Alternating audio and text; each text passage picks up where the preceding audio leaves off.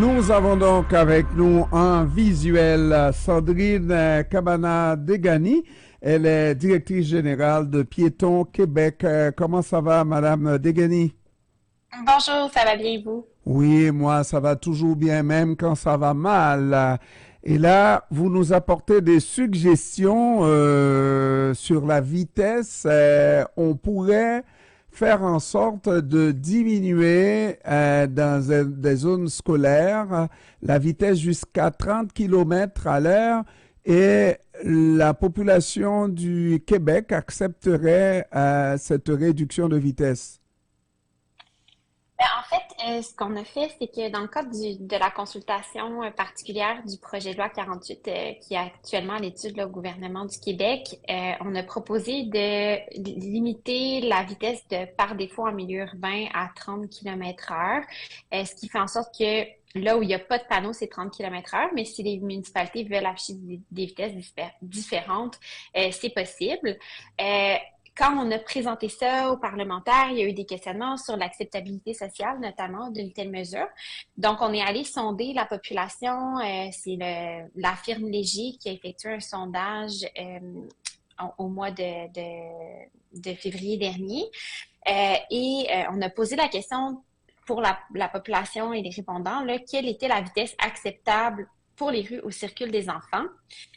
Puis les résultats, c'est que 85% de la population, ou des répondants en fait, qui représentent la population du Québec, qui ont affirmé que c'est 30 km à l'heure ou moins qui est la vitesse acceptable. Donc pour nous, ça démontre qu'il y a une acceptabilité sociale d'agir sur les vitesses, des limites de vitesse au-delà de la zone scolaire sur l'ensemble du cheminement scolaire. Et en soi, c'est une bonne nouvelle parce que au-delà de 30 km à l'heure, pensez-vous qu'il y a beaucoup plus de possibilités d'accidents? Oui, en fait, on sait que la vitesse a un énorme impact sur la sécurité routière. On sait que de rouler plus lentement, ça a un effet sur les distances de freinage, sur les réflexes, la capacité de réagir, en fait, en cas d'incident. Mais ça a aussi un effet sur la gravité des blessures parce que les piétons, s'ils sont happés par une voiture qui roule à 50 km heure, ils ont seulement 25% de probabilité de survie de cette collision-là, alors que s'ils sont happés à 30 km heure, c'est en fait, les probabilités de survie augmentent énormément à 90%. Donc, c'est pour ça que la vitesse de 30 km heure est vraiment considérée comme la vitesse de cohabitation acceptable entre les différents usagers. Puis, c'est une recommandation de l'Organisation mondiale de la santé d'établir à 30 km heure les zones où il y a une cohabitation entre différents types d'usagers. Maintenant, j'imagine qu'on va faire une différence dans les grandes villes par rapport à cette mesure. Est-ce que dans les grandes villes déjà, les artères les plus passantes, c'est pas des endroits où on privilégie pour l'établissement justement d'écoles, là, pour implanter une école. C'est pas dans les rues les plus passantes, les rues les plus utilisées par les automobilistes. Mais c'est sûr que ça prend différentes mesures pour intervenir et améliorer le bilan routier. Euh, L'avantage de la modification réglementaire sur la vitesse par défaut, c'est que c'est simple à mettre en œuvre. Ça n'a pas d'effet sur l'autonomie municipale. Donc, ce serait une mesure qui serait très facile à mettre en œuvre par le gouvernement du Québec. Après ça, les municipalités ont différentes actions qu'elles peuvent poser pour améliorer la sécurité des piétons. Notamment, la Ville de Montréal, hier, déposait ses recommandations pour la Commission des transports et des travaux publics sur la sécurité du cheminement des élèves, justement. Et il y a différentes recommandations qui ont été mises de l'avant dans ce rapport-là, notamment l'idée d'abaisser à 30 km heure les vitesses, notamment sur les artères et dans le fond, dans les rues à Montréal. Après, les villes ont la capacité de mettre ce genre de mesures-là en ce moment en œuvre. Donc, ça pourrait être tout à fait possible que la Ville de Montréal prenne ces actions-là demain matin pour sécuriser les cheminements des élèves, à la fois sur les artères, mais aussi sur les rues locales. Et, par exemple, au moment où on se parle, il y a plein de nouvelles écoles qu'on doit avoir dans la province. On renouvelle notre parc des écoles. Est-ce que c'est pas le temps aussi de choisir l'endroit que le milieu de l'école soit un endroit plutôt retiré par rapport à des écoles qui se trouvent carrément sur la grande rue, là? Mhm. Il y a différentes considérations à prendre en compte quand on choisit la localisation d'une école.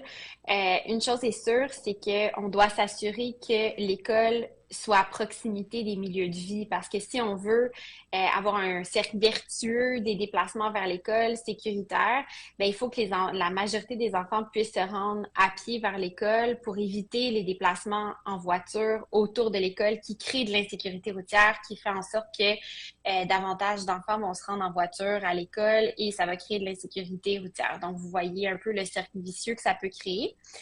Euh, Au-delà du type de rue sur laquelle l'école va être positionnée, il y a vraiment la localisation dans les centres qui doit être réfléchie pour s'assurer que les qu'on n'installe pas une école finalement totalement excentrée qui va forcer les familles à se déplacer en voiture pour reconduire les enfants vers l'école.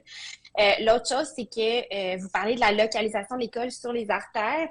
C'est sûr qu'il y a une réflexion à faire pour s'assurer que la zone scolaire peut être sécurisée, mais la zone scolaire, c'est vraiment les abords immédiats de l'école, le terrain de l'école, maximum 50 mètres en milieu urbain.